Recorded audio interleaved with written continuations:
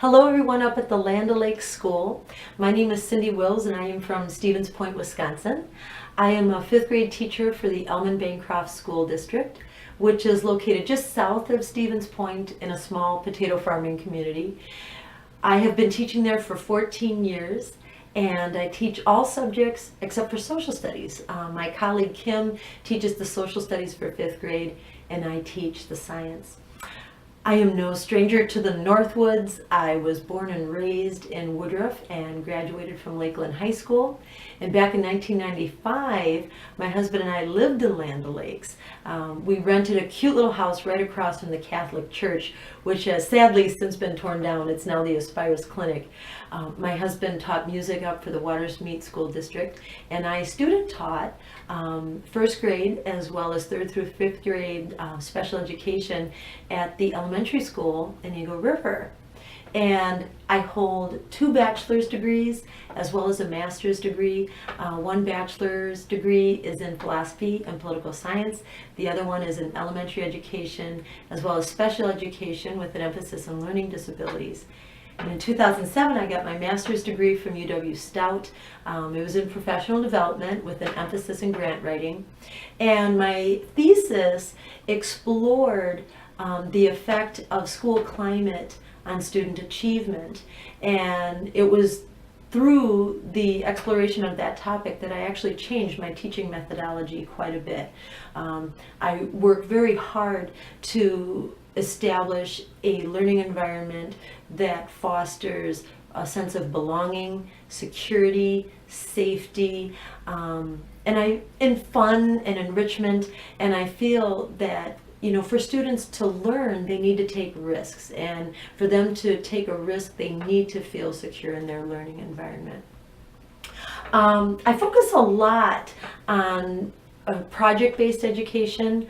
A few examples of how I've used it in my classroom are, one involves collaboration with a parent. Actually, I had a parent speak with me about instilling and fostering philanthropy in students, and she volunteered and donated $10 for every student in my classroom, with the idea that they somehow maximize this $10 to make the life of someone else better. So students brainstorm things that they were passionate about and how they could use those passions to make the life of someone else better. And students then created a proposal for how to use their $10. Many of them collaborated with other classmates and pooled their money if they had similar passions. And they came up with a plan of how they were going to use this money. My involvement was, several discussions with students, helping them clarify ideas, clarify their plan, and also to support them in executing their plan. So, with parent involvement and permission, I was taking students up to pet stores in Stevens Point where students bought supplies for the Humane Society, and then we in turn went to the Humane Society. We worked with people there, we learned about the Humane Society, we spent time with the animals, and when students were done using their $10, they spent some time reflecting on their project. How did it go? Would they do it again? How did they feel their behavior impacted someone else? So that's an example of one project-based activity. Another one is within our curriculum for science. We study physical properties in 5th grade, and one opportunity students were given was they were put in a position of being a business that recycles. And so they were faced with a problem that, how we accidentally ground up several different materials together, metals and plastic and aluminum, and they somehow, instead of just throwing these materials in the landfill, how could they work creatively to separate these materials so that they can be recycled? So students had to learn about the densities of these materials. They also had to know about the densities of, let's say, water and they had to know the physical properties of certain materials in order to use them effectively to separate these recyclables. So then what students needed to do is they had to create a plan for how they were going to separate these materials. The neat thing about it is that there were several different ways to solve the problem, and students again, worked with each other to talk about the physical properties. They had to do some of these substances, they had to do some research, and they presented their solutions to the school in the form of, we had a problem-solving wall out in the hallway, and students presented the solutions to their projects there. And then also you'll see, if you were to see me teach, I emphasize 21st century skills in my instruction. If you were to see my classroom, you would see a classroom that has innovative teaching strategies. I would not, I would call myself a modified traditionalist, you could say. I teach isolated skills, but yet also I integrate them. I integrate the subjects and the skills together. Our school in Elmond had the opportunity to work with internationally respected reading teacher Stephanie Harvey, and so I use a lot of her methodology in my instruction. So we focus a lot on nonfiction.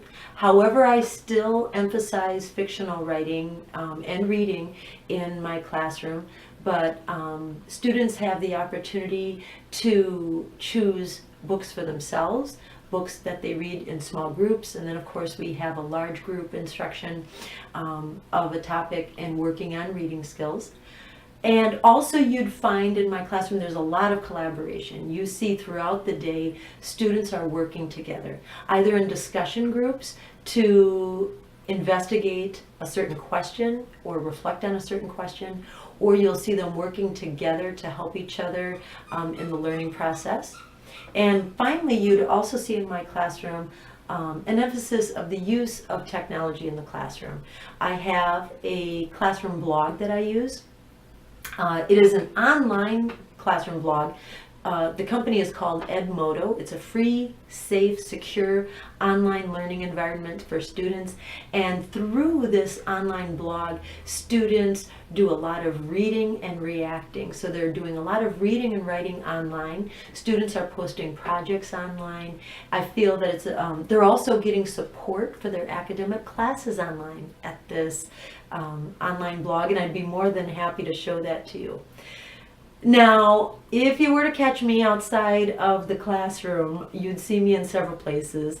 One, you would see me out on Highway B running. Yeah, I became real passionate about running a few years ago, which is interesting because when I was younger, I really disliked running. So it's kind of interesting how that's transformed. And I participate in a lot of fun runs, half marathons. This summer, I'm completing my second full marathon. You'd also see my husband and myself with our two dogs. We have two corgis named Finn and Pebbles. You would see us walking in the community. We'd be out on the local trails. You'd also see me driving around with my birding scope. I'm very passionate about birds, and I would love the idea of getting back to the Northwoods to see some of my Northwoods bird species. And finally, you'd see us out on the lakes. You know, my husband and I are very passionate about canoeing and wilderness travel and hiking, so you would see us there too. And so I guess to sum it up, I really feel like I'd be a very good fit for the Land O'Lakes community in general, and specifically for the children at the Land O'Lakes School in the SOAR program. So I hope to hear from you soon, and I hope you get to meet. Thank you very much.